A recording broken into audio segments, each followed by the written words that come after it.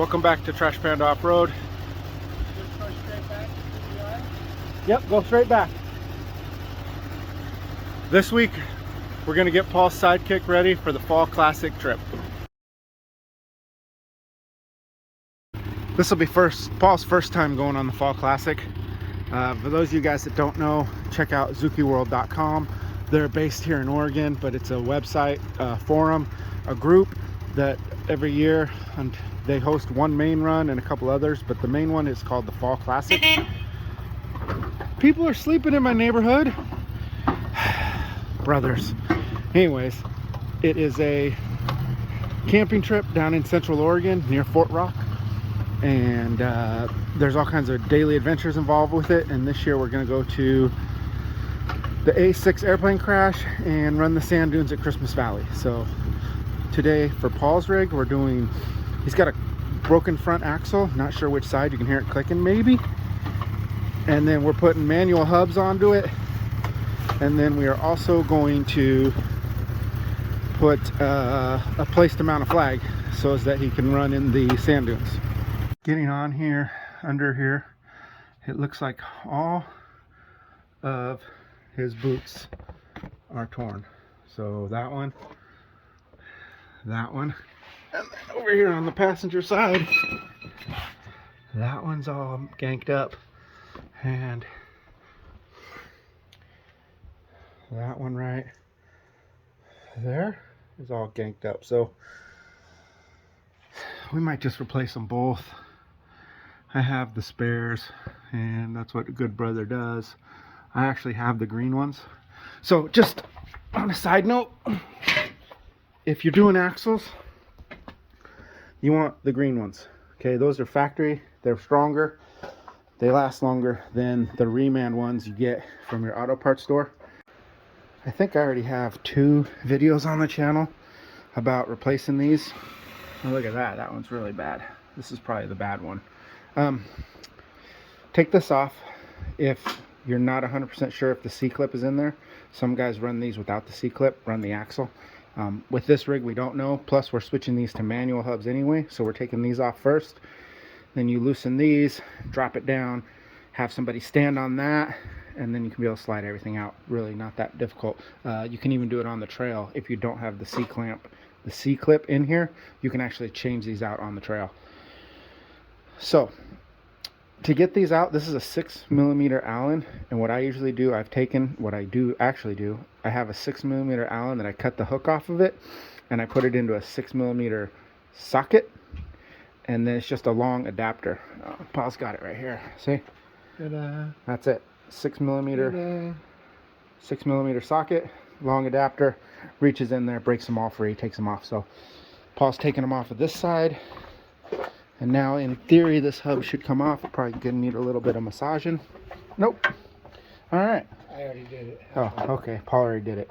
So there's the O-ring. Gonna need, and right there, it does have the C-clip on it. So we had to take that part off anyway. Plus, we're swapping them out. Got that axle out, so it was toast. So all messed up in there, and in this end here too. It's because Paul races it at Tough Trucks, so it goes through jumps and stuff like that. Got the new one back in, and he is just now trying to put the strut back together with the camber bolt. So since we took the hub off anyway, switching to the manual hub was no big deal. We just bolted on the manual hub where the automatic hub used to go, and we made sure to put our camber bolts back in correctly. And now the driver's side is all done. So we'll move over here to the passenger side, which is a little bit, I guess it's a little easier because you don't have those 3 bolts. But what we're gonna do, and again, you've seen it in other videos, Paul stand on this. That'll allow us the room we need to pull this out, get this axle out of here, hopefully, jam the new one in. Should have made Paul pressure wash this thing before I start working on it. All right, so we took the driver one out, and it was toasted also there. And this thing's all messed up here. So I had a spare driver also, green body. So we got that in. Now we're all done, all buttoned up with this section. manual hubs, new used axles. Unfortunately now I have to climb under this rig because when he was racing it and jumping it and running it, something shifted and the transfer case doesn't want to shift into four-wheel drive.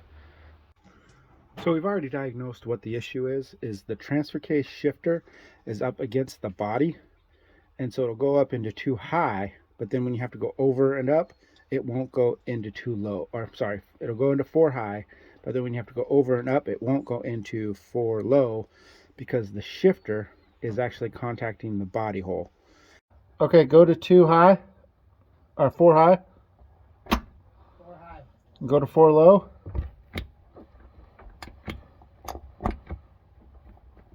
Yeah, so you're contacting the body. Let me try to push this transfer case over a little. Okay, try it. Yeah.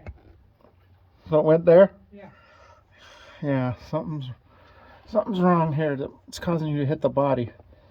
Might just have to rebend this stick or something. Alright. Let me mess with something from the inside. Because all your bolts and everything are in down here. All your bolts, all your mounts, everything checks out good. I don't know why it's twisted. So the problem with the shifter is that it is rubbing on the body, or on the inside of the hole, I guess. So what we did, we just simply extended the shifter so we had a little more leverage, and found the shift knob. So now he can actually grab it and hold onto it, and now he can shift it into 4 low again. So that is settled. Now the next issue he wants settled is he needs the back seat removed. So I'm going to show him how to do that. So the back seat folds up, no big deal. He's actually got the rod still even. So fold the back seat up. When you want to take the back seat totally out and remove it, there's a 12mm bolt here, and then on the front of this foot there's also a 12mm bolt, and it's just 2 bolts on each side. 1, 2, one up there, one right there. And then if you want to remove this bracket so you don't hit your legs on it or whatever, same thing. There's 2 there, and then 2 more bolts up here. Oh no, just 2 over there. So it's just those 2 bolts. So it's 1, 2, 3, 4, 5, 6 number 12 bolts, I believe, to pull all that stuff out of there. The longer I let Paul hang out here, the more cool stuff of mine he finds to put onto his rig. He just remembered that maybe a year ago, last March, we bought that skid plate, and I told him he could buy it back from me. I bought it from Randy Gibbs. Told him he could buy it from me and we'll put it under there. So today he's gonna go to the bank after we get this all done up, and he'll get me a little bit of money for that. So we're gonna hose that off, and then we'll put the skid plate on also. There's also a couple videos already on the channel of the skid plate. If you're lucky enough to find one of these are the factory skid plates. They're hard to come by. I've bought all 3 of mine through Randy Gibbs. Usually as soon as he gets them, I snag them. So don't call him because I got dibs. Now, there's a bolt hole right here where the A-arm connects, and that's a hole where they go in, 1 on each side. And then down there on the cross member, there's some more holes that they go in. These back holes go on. Skid plate's on, easy peasy. Looks good under there. While he's messing around, he also found these. He doesn't like the fact that the ones he has on there say Geo, even though they're blue.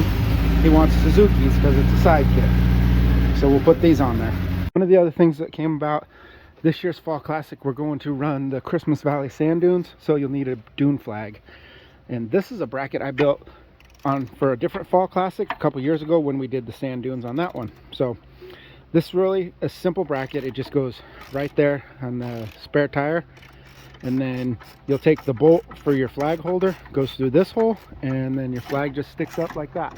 Real simple, doesn't have to put any extra holes in, and then you take it back off when you're done. Unfortunately that didn't work. When we put the bracket onto Paul's, he doesn't get enough thread engagement to do that. I mean, we could put it on the top one, I guess. I don't know if you'll get enough thread engagement there either. Those go down further. This is the only one that doesn't sit all the way down. Okay, well, let's try this one then. All right, Paul was right. We got all kinds of engagement on that one. So now we'll just put that flag holder bracket there. So we didn't have to put any holes in his rig. Put a bend into it, and then when Paul gets the bolt that he needs for flag mounting, he'll just stick it right in there. There it is, just like that. Ready to hit the dunes. All right. Anything else you could think of? I think we're done. I think it's ready for the Fall Classic. We'll go for a quick rip around the roads there to make sure the four-wheel drive engages like it should with the new hubs, and then we're golden. Got all that stuff done on Paul's rig. Now he wants to take a little bit of time and attach that toolbox that he bought over a year ago, almost 2 years ago, and it's been sitting in my backyard. So hopefully you guys get to check out this rig in person at this year's Fall Classic. It's actually 6 days away, so this video will probably be out after the Fall Classic's already happened. Oh, excuse me, sorry about that. So that's all. Follow along Trash Panda Off-Road on the Instagram, of course, daily updates, and subscribe to the channel. I'm putting stuff out pretty much every Wednesday morning.